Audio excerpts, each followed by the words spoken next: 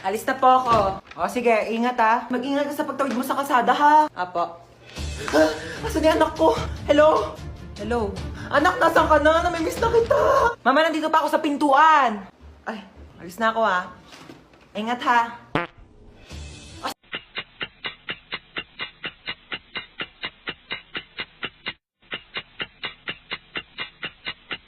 Saan yung anak natin? Hindi pa naman nag-aalas sa eh. Ayan na, 6:01 na. Baka na-traffic lang sa daan. Hindi siya nasagot. Baka lobat lang naman yung cellphone ng anak mo. Eh paano kung hindi lobat?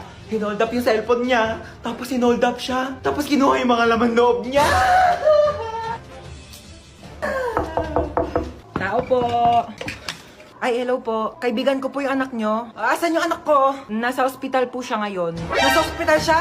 Bakit? Mamamatay na ba siya? Oh my God! Hindi pa naman po siya mamamatay. Nagpapatuli lang po. Ay, hindi pa pala tuli ang anak natin? 30 years old na yun, hindi pa pala siya nagpapatuli. Alis na po ako.